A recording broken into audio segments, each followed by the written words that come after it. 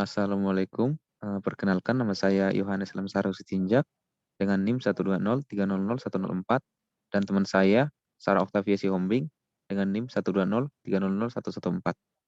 Pada video kali ini kami akan menjelaskan tentang tugas besar analisis reka dasar 2 tentang penyelesaian persamaan gelombang dengan metode Alembert.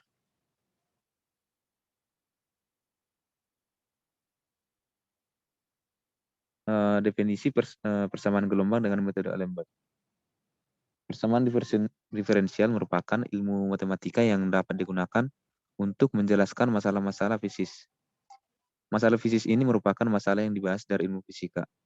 Dan masalah fisis tersebut dapat diketahui sebab akibatnya apabila dibentuk dalam pemodelan diferensial. Berbagai bidang fisis lainnya yang harus dimodelkan dalam persamaan diferensial parsial seperti masalah fluida, transfer panas, teori elektromagnetik, maupun perambatan gelombang. Salah satu masalah fisis yang sering dijumpai dalam kehidupan sehari-hari yaitu masalah gelombang. Penyelesaian permasalahan tersebut dapat juga dilakukan dengan berbagai metode. Permasalahan gelombang pada senar, misalnya, dapat diselesaikan dengan metode yang berbeda, seperti transformasi Fourier, transformasi Laplace, maupun pemisahan variabel. Namun ada juga sebuah metode yang dikenalkan oleh Jean Le Rond d'Alembert, seorang matematikawan dari Prancis, di mana metode ini lebih dikenal dengan metode Alembert.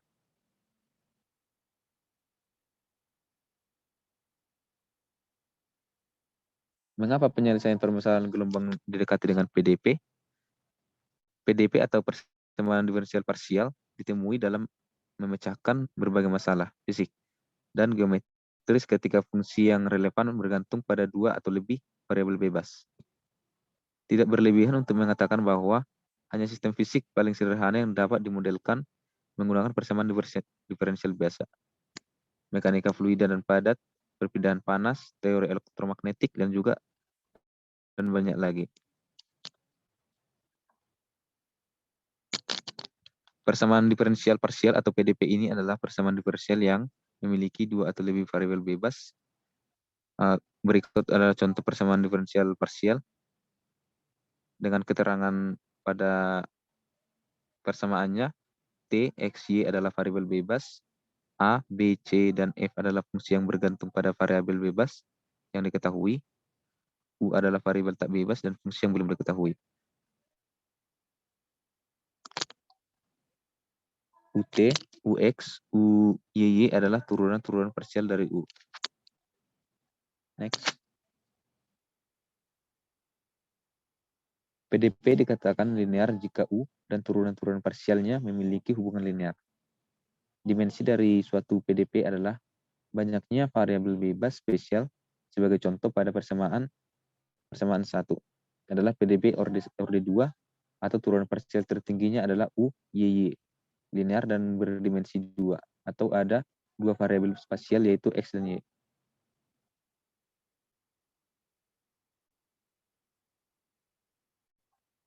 Next. PDP orde 2 ini dapat diklasifikasikan dalam 3 tipe, yaitu eliptik, parabolik, dan hiperbolik. Berikut adalah contoh PDP pada orde 2. Yang pertama, PDP eliptik. PDP eliptik ini mempunyai persamaan UXX tambah UYY sama dengan FXY. Persamaan ini disebut persamaan Poisson.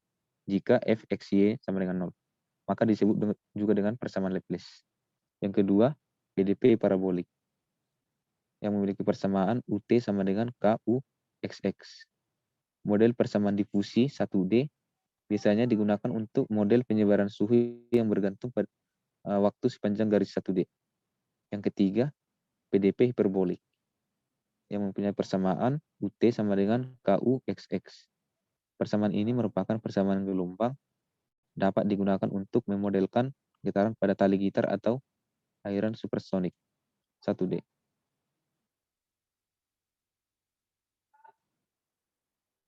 Persamaan diferensial parsial ini dapat dibagi menjadi 3 jenis, yaitu persamaan eliptik, parabolik, dan hiperbolik.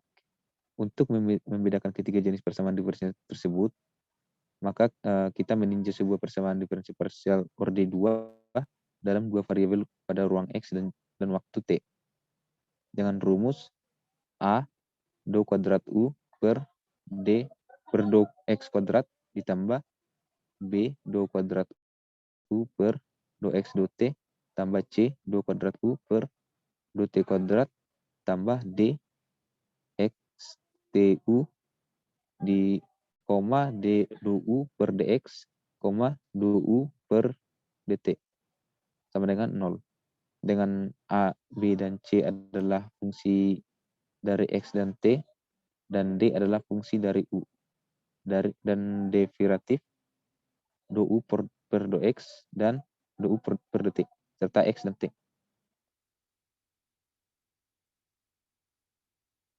Jika ditinjau pada suatu titik, X0, T0, dan di titik tersebut memenuhi syarat bahwa harga diskriminannya B kuadrat X0, T0 dikurang 4A X0, T0 dikali C X0, T0, maka persamaan diferensial tersebut dikatakan hiperbolik pada titik X0, T0. Next.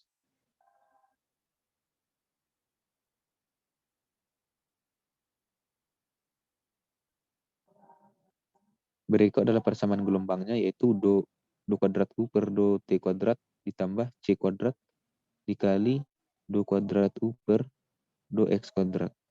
Dalam persamaan gelombang tersebut, harga A sama dengan minus C kuadrat, untuk harga B sama dengan 0, dan untuk harga C sama dengan 1.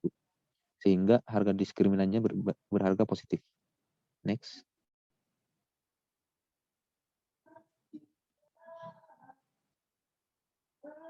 Jika pada suatu titik X0, T0 memenuhi persyaratan dengan B kuadrat X0, T0 dikurang 4A X0, T0 dikali C X0, T0 sama dengan 0, dengan persamaan beda hingga pada persamaan hiperbolik dengan persamaan gelombang, dapat juga dinyatakan dengan do kuadrat U per do T kuadrat ditambah C kuadrat dikali do kuadrat U per do X kuadrat. Persamaan ini muncul dalam berbagai masalah dari elastisitas dan akustik sampai hidrolika. Oleh sebab itu, dari tiga bentuk persamaan diferensial parsial yang kita ketahui, persamaan hiperbolik merupakan persamaan yang paling banyak dikaji oleh ilmuwan komputasi. Next. Penerapan dari metode D'Alembert sebagai metode penyelesaian persamaan gelombang. Dengan mensubstitusikan nilai awal diperoleh, permasalahan khusus dari persamaan gelombang yang disebut sebagai penyelesaian D'Alembert, yaitu dengan persamaan UXT sama dengan setengah F dikali X tambah CT tambah F dikali X dikurang CT ditambah 1/2C integral dari X tambah C batas atas X dikurang CT batas bawah dikali G S ds. Metode D'Alembert merupakan metode yang digunakan oleh Jean-Le-Rond D'Alembert pada tahun 1717 sampai 1783 dalam menyelesaikan persamaan gelombang.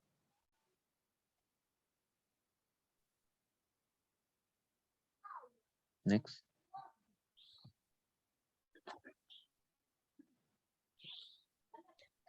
Selanjutnya yaitu akan saya lanjut dengan penyelesaian persamaan gelombang dengan metode D'Alembert. Dari hasil permodelan persamaan gelombang itu dapat dituliskan yaitu UTT sama dengan C kuadrat UXX. Untuk diperoleh nilai awalnya pada dua kondisi yang berlaku, yaitu sampingan awal dan kecepatan awal senar yaitu bervibrasi.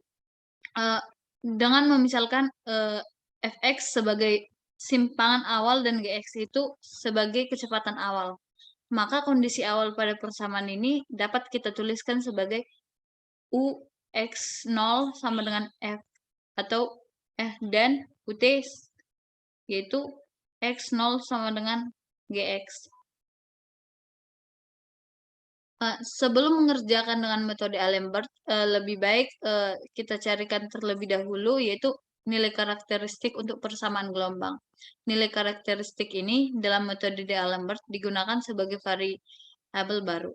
Selanjutnya, di persamaan 5 dibentuk dalam persamaan PDP orde 2 dengan memisalkan yaitu Y sama dengan CT, maka YT sama dengan C. Dengan menggunakan aturan rantai, maka kita dapatkan persamaan sebagai berikut, yaitu UT sama dengan UY dikali YT sama dengan CUY. UTT sama dengan UT kali Y kali YT sama dengan CUY dikali Y dikali C. Maka kita dapatkan hasilnya yaitu sama dengan C kuadrat UYY. Setelah itu kita substitusikan nilai UTT-nya ke persamaan yang diperoleh sebelumnya. Sehingga kita dapatkan C2 UYY sama dengan C2 UXX atau UXX kurang UYY sama dengan 0. Dari persamaan RUXX ditambah 2SUXY ditambah TUYY sama dengan F, maka pada persamaan ketujuh itu nilai dari R-nya kita dapatkan sama dengan 1, S sama dengan 0, dan T itu sama dengan minus 1. Selanjutnya nilai tersebut kita substitusikan ke dalam persamaan, yaitu dy per dx sama dengan S kurang lebih akar dari S kuadrat dikurang RT per R. Sehingga kita peroleh hasilnya yaitu dy per dx sama dengan kurang lebih 1. Dengan demikian, persamaan 7 itu memiliki dua akar real, yaitu dy per dx sama dengan minus 1. Atau dy per dx sama dengan 1. Dari hal ini berarti dy sama dengan minus dx atau dy sama dengan dx. Dengan mengintegralkan kedua nilai akar-akar penyelesaian tersebut juga, maka kita akan memperoleh dua nilai karakteristik, yaitu X tambah CT sama dengan C1 dan C dikurang CT sama dengan C2. Selanjutnya dari persamaan 8 juga kita dapat menuliskan variabel bebas, yaitu seperti di bawah ini, seperti persamaan di bawah ini, yaitu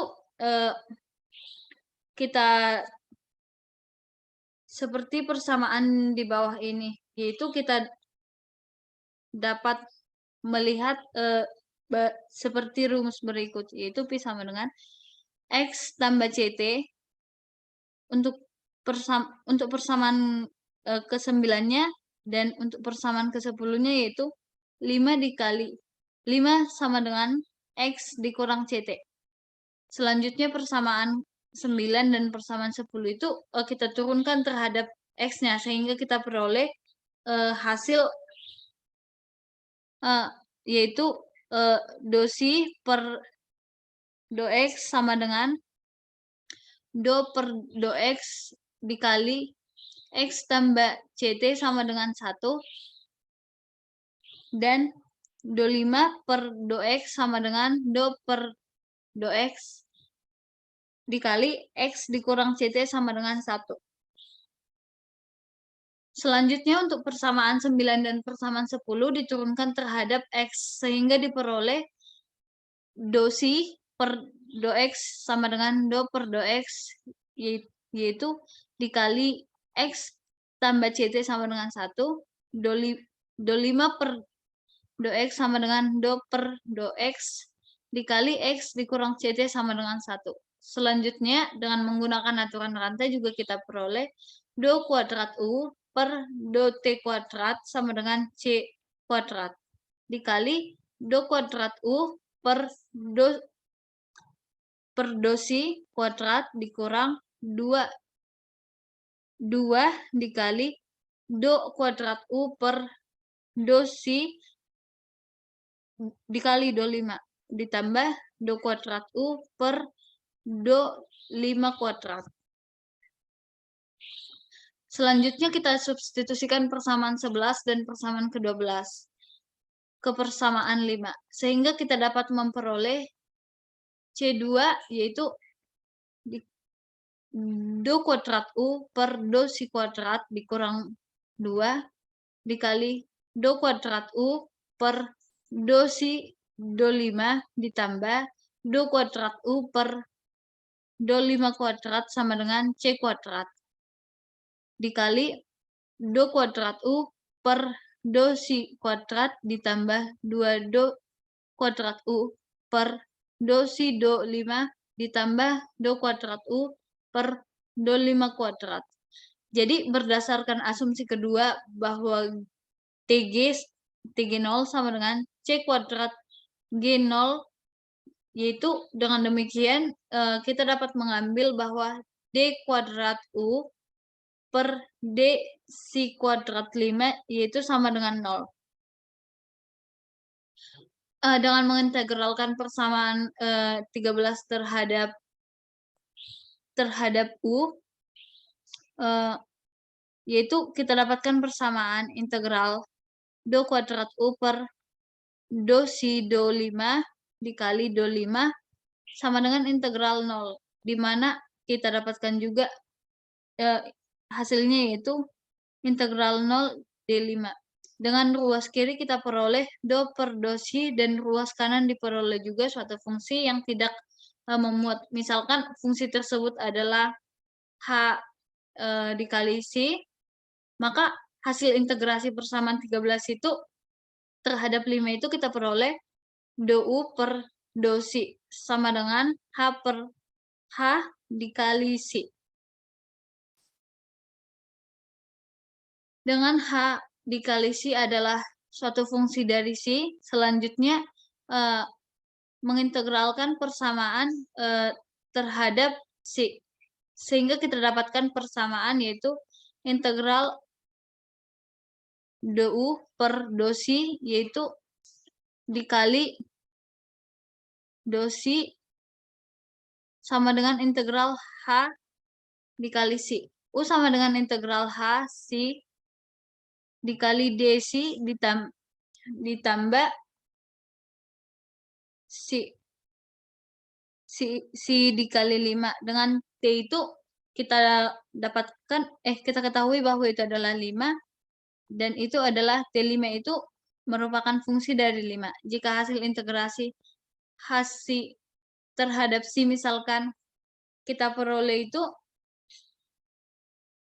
sebagai berikut, maka persamaan 15 itu dapat kita tulis juga sebagai berikut, yaitu dalam persamaan U sama dengan si per si ditambah si, yaitu T di sini tadi kita buat jadi 5. Selanjutnya kita substitusikan si-nya kepada persamaan 9 dan nilai 5 pada persamaan 10 ke persamaan 16 sehingga kita peroleh persamaan umum sebagai berikut. U UXT sama dengan V X dikali X tambah CT sama X tambah CT ditambah si X kurang CT. Untuk pada persamaan 17 ini juga diturunkan terhadap T, maka diperoleh UT X dikali T sama dengan C dikali V dikali X tambah CT dikurang C dikali V dikali X kurang CT. Untuk memperoleh penyelesaian khusus, maka kita harus mengikuti kondisi awalnya pada persamaan 6, yaitu dengan memasukkan nilai T-nya sama dengan 0. Sehingga kita dapatkan persamaan-persamaan berikut dan menjadi seperti berikut. U X0 sama dengan Fx sama dengan Vx ditambah Cx. UT sama dengan UT X0 sama dengan Gx sama dengan CV dikali X dikurang CCX. Jadi dengan K sembarang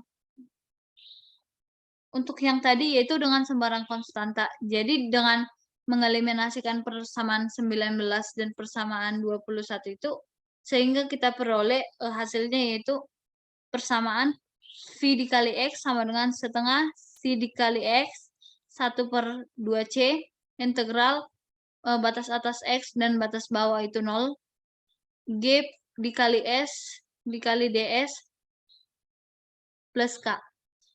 Sekian presentasi yang kami lakukan. Adapun kesalahan dari presentasi, jika ada kesalahan dari presentasi kami ini, tolong untuk dimaafkan. Sekian dari presentasi kami. Terima kasih.